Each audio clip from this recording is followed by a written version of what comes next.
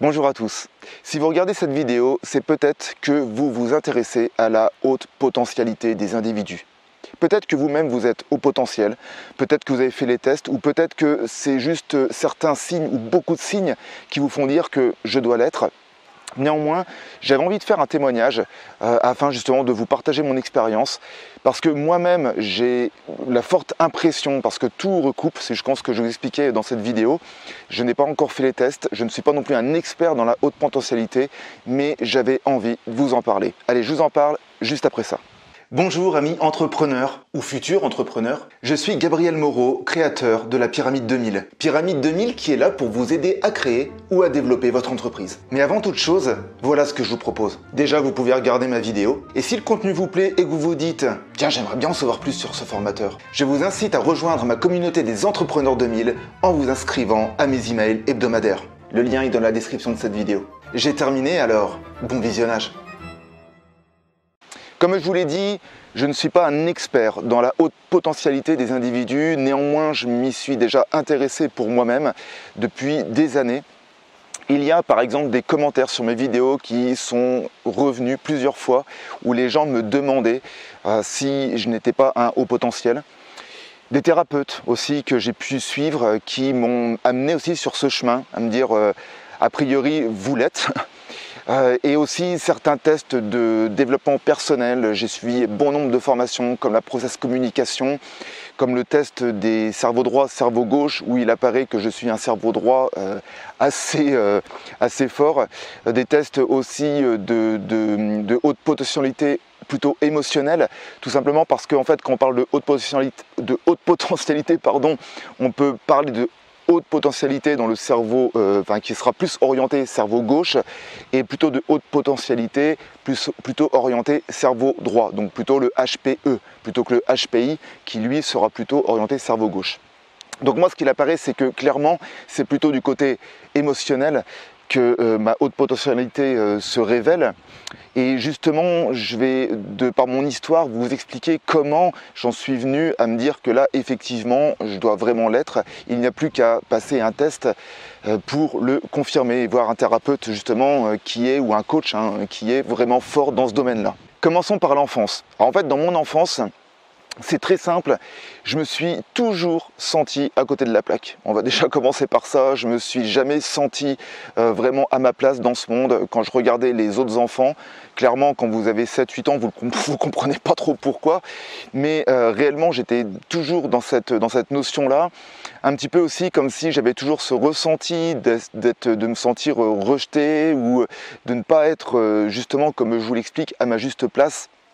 Au niveau de la scolarité, j'avais toujours des résultats qui étaient médiocres, tout simplement parce que je ne comprenais rien à ce que les instituteurs ou après au collège, les professeurs nous expliquaient.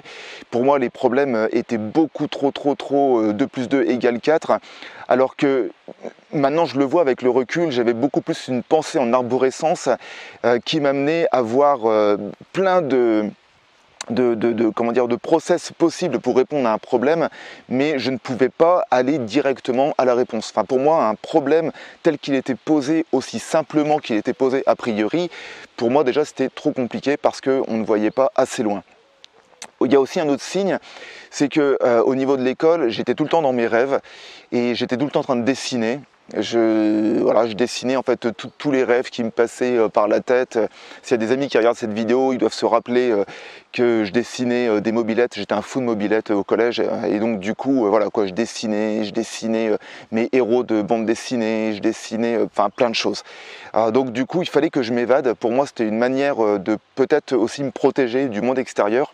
Mais quoi qu'il arrive, c'est vrai que la scolarité n'a pas été facile et vu qu'elle n'a pas été facile, eh bien, arrivé à la troisième, en fait, le meilleur parcours plutôt la meilleure orientation que je pouvais prendre, c'était celle de l'apprentissage. Quand j'ai commencé l'apprentissage, là, on va dire que mon parcours a pris un chemin beaucoup plus positif, tout simplement parce que j'ai eu cette sensation de me retrouver avec des gens qui étaient beaucoup plus à mon image, qui avaient un fonctionnement qui se rapprochait beaucoup plus du mien. Et déjà, d'une part, c'était super rassurant. Et de l'autre part, j'ai pu prendre confiance en moi, tout simplement parce que j'avais d'excellents résultats, parce que je vous le dis, je comprenais beaucoup plus, et peut-être que aussi les professeurs que j'avais avaient une manière de transmettre qui était beaucoup plus adaptée à mon fonctionnement et à ma manière d'appréhender les problèmes qu'on pouvait me poser. Et donc ça, c'est vrai que c'était vraiment un point qui pour moi a été très positif, comme je vous le dis, parce que j'ai pu vraiment mettre en application le potentiel que j'avais. Et il y a aussi un autre potentiel que j'ai très rapidement vu, c'est la créativité. Parce qu'à côté, je suis musicien, enfin j'ai commencé la musique quand j'avais 6-7 ans. Dans la musique, par contre, j'ai toujours été, j'aime pas dire excellent, mais on va dire que j'ai toujours eu des facilités dans la musique. Donc du coup, forcément, c'est quelque chose, quand j'ai vu en fait dans le mode de l'apprentissage que je pouvais dans certaines matières faire utiliser ma créativité, forcément je me sentais vraiment bien. À cette époque-là, je me suis aussi aperçu d'une chose, parce que j'avais environ 16 ans, 17 ans, c'est que je pouvais commencer à sortir, j'avais mon véhicule, donc du coup je pouvais aller voir des amis. Et un signe aussi qui ne trompe pas, c'est que la plupart de mes amis, les gens avec qui je m'entendais bien, c'était toujours des gens qui avaient 5 ou 10 ans de plus que moi, parce que je trouvais que les discussions que l'on avait à cette époque-là étaient beaucoup plus alignées aussi avec le questionnement que j'avais sur la vie, parce que je me posais beaucoup de questions sur la vie après la mort, sur le sens de la vie, sur justement, alors quand je dis le sens de la vie, sur le fait de ressentir que si j'étais ici, c'est que j'avais sûrement quelque chose à faire de plus grand que tout simplement d'être un esclave moderne dans le monde de l'entreprise où j'allais gagner mon SMIC. Enfin bref, c'était un système où je ne me retrouvais pas du tout. Et du coup, je me retrouvais beaucoup plus avec ces gens qui étaient plus âgés que moi et qui étaient déjà dans des domaines plus créatifs, dans la musique, dans des milieux associatifs, et qui en tout cas déjà étaient en train de cheminer sur leurs propres rêves et non pas dans le métier métro boulot dodo que la société voulait en fait m'imposer quelque part. Clairement là déjà en fait je me retrouvais beaucoup plus. Et ça c'est un signe qui trompe pas. De plus, je me suis aperçu à ce moment-là que, sorti du milieu scolaire, j'étais en fait une personne mais hyper curieuse de plein de choses, que j'étais très observatrice. Quand je vous dis, alors tiens, un exemple d'observation, n'importe où je vais, je peux aller faire mes courses, je regarde les gens autour de moi, je regarde comment ils fonctionnent, je regarde la manière dont ils s'expriment. Je ne peux pas m'empêcher de regarder aussi la manière dont ils vont s'habiller, la manière de se tenir, le comportement qu'ils ont. Et ça a toujours été de toujours observer en fait ce qui était autour de moi. Il y a aussi un signe qui ne trompe pas, c'est que j'ai toujours été hyper sensible au bruit, à la luminosité, au son, avoir une oreille qui traîne toujours partout, et donc ça c'est pareil quoi. C'est vrai que dans les signes en fait du haut potentiel, c'est des signes qui ne trompent pas. Je me suis aussi aperçu que j'étais très attaché et très fidèle en fait aux gens que je pouvais rencontrer, et qu'en fait qu'il y avait un certain élan du cœur qui était beaucoup plus fort que la simple relation de ouais on se voit pour faire une fête, ou on se voit pour faire un barbecue, ou on se voit pour discuter. Non, il y avait vraiment toujours en fait et puis qu'il y a toujours d'ailleurs cette notion de fidélité où ma motivation a toujours été en fait l'entraide, le fait de construire en fait une relation durable, amicale. Et c'est d'ailleurs pour ça aujourd'hui que même des gens de ma famille sont assez estomaqués de voir qu'à 41 ans, j'ai toujours autant de liens avec des gens que je connais depuis l'âge de 6 ans. Et tout simplement parce que j'ai toujours été accroché justement à ce lien universel, ce lien d'amour qu'il peut y avoir dans les relations. Alors ensuite, je vais en venir au monde du travail. Donc moi en fait, le monde du travail, je me suis orienté dans le domaine du commerce. Alors ma première motivation, c'était avant toute chose, encore une fois de plus, c'était l'être humain plutôt que l'argent. J'avais cette envie de pouvoir conseiller, de pouvoir aider, de pouvoir être à l'écoute de mes clients. Et en fait, du coup, j'étais vraiment heureux, en tout cas, d'évoluer. C'est pareil, j'ai fait une formation de commercial. Là, je me suis retrouvé avec des gens, certaines personnes, en tout cas, qui avaient la même vision que moi. Néanmoins, quand je me suis retrouvé dans le monde de l'entreprise, là, j'ai souffert parce que je me suis aperçu que le chiffre d'affaires, les objectifs étaient beaucoup plus mis en avant que la relation humaine. Moi, ce que je cherchais, alors peut-être que j'aurais dû faire dans le social à l'époque, vous allez me dire, mais en tout cas, voilà quoi. C'est vrai que, encore une fois de plus, j'ai ressenti énormément d'injustice dans le monde dans lequel on vit. Alors déjà, cette injustice, comme je vous l'ai expliqué, je la ressentais déjà au niveau de l'école parce que je me disais mais ce système, mais putain ça me ressemble pas du tout quoi. Là j'ai l'impression d'être un mouton qui va à l'abattoir où on veut conditionner, il faudra que tu bosses, boulot, métro, dodo, 1200 balles par mois. Si tu travailles bien à l'école, tu auras peut-être la chance en fait de gagner bien ta vie. Si tu travailles pas bien à l'école, tu feras pas grand chose. Et c'est vrai que déjà je ressentais une injustice et clairement le poteau rose il était là quand je me suis mis salarié où là j'ai vite compris que c'était pas pour moi. Néanmoins je savais pas quoi faire d'autre parce que j'avais pas non plus confiance en moi, j'avais une mauvaise estime de moi-même. Donc du coup voilà quoi, j'étais pas très bien en fait. Comment créer une vie qu'on a envie de créer quand on s'aperçoit que on est complètement trompé par tout ce qu'on veut nous montrer. Et c'est vrai que c'était vraiment très compliqué pour moi à cette époque-là. Néanmoins, il fallait que je paye mes factures, donc j'ai avancé. Mais voilà, comme je vous le dis, j'avais beaucoup d'injustice, beaucoup de colère. Et j'ai été amené en fait à analyser ce problème-là. Et du coup, au niveau de mon métier de commercial, plutôt que d'être rebuté par ce métier, je me suis dit, prends l'avantage, prends ce qui vient, et donc, regarde, observe, prends tes qualités et mets-les en application, tout simplement.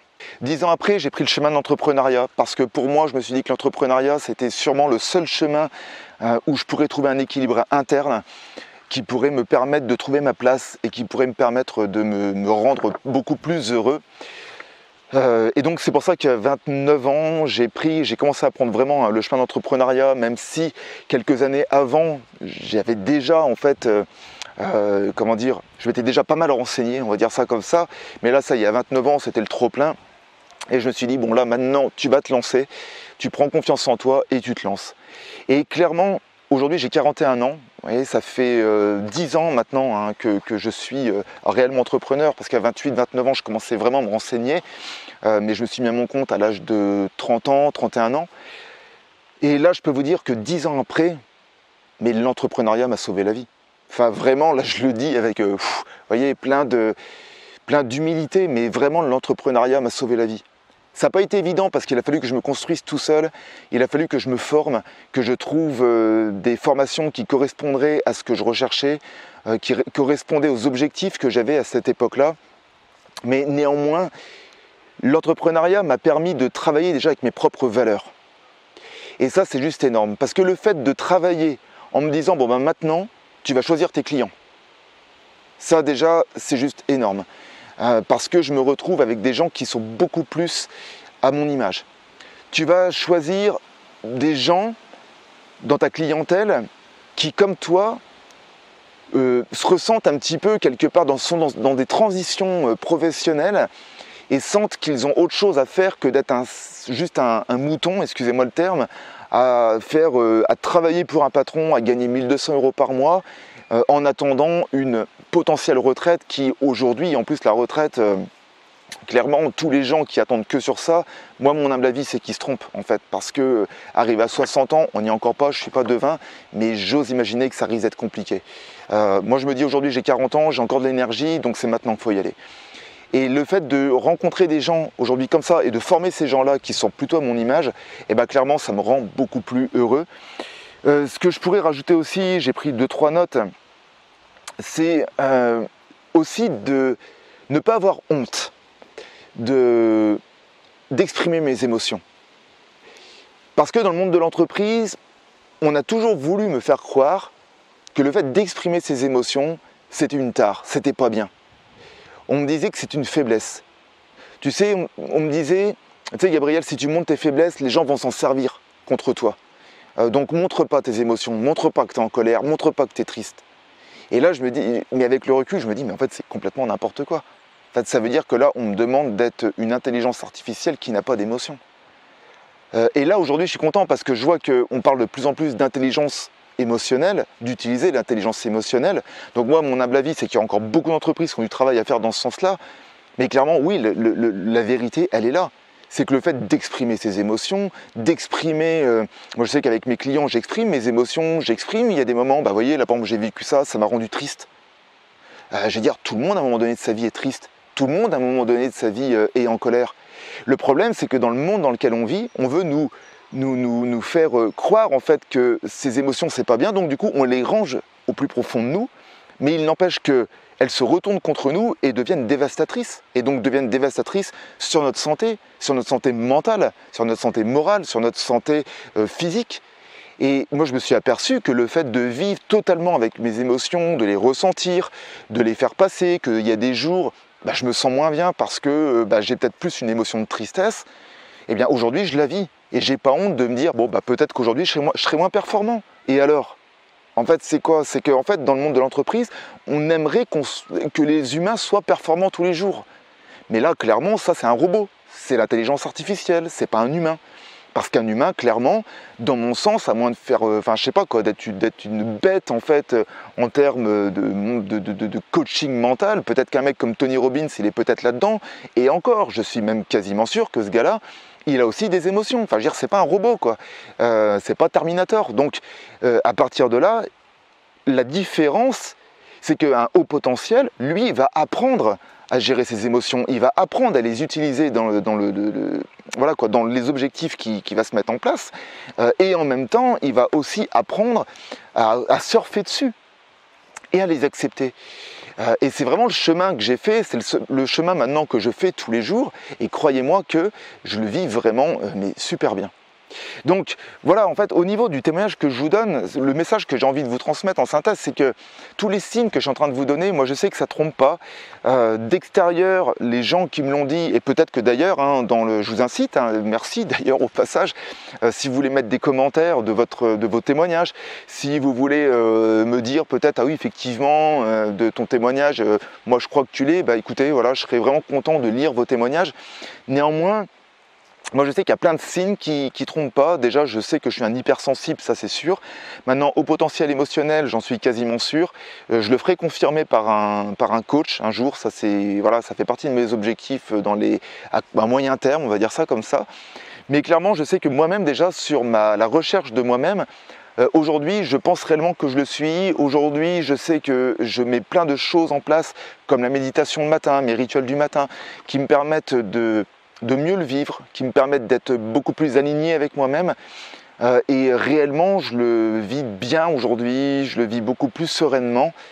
Et c'est pour ça que je vous encourage à vous dire que si vous l'êtes, ne croyez pas que vous êtes des gens qui sont complètement à part, des zèbres, comme on les appelle aujourd'hui, et qui du coup, dans ce mot à part, eh bien vous êtes à côté et que vous ne pouvez pas trouver votre place dans ce monde.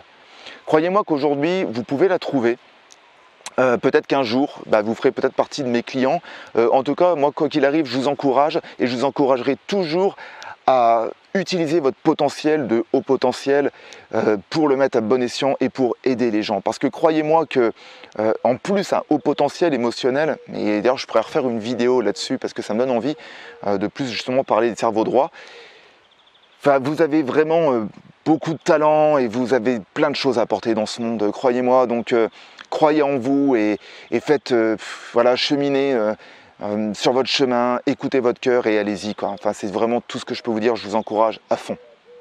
Voilà, j'espère que cette vidéo vous a plu, j'espère qu'elle vous apporte des éclaircissements.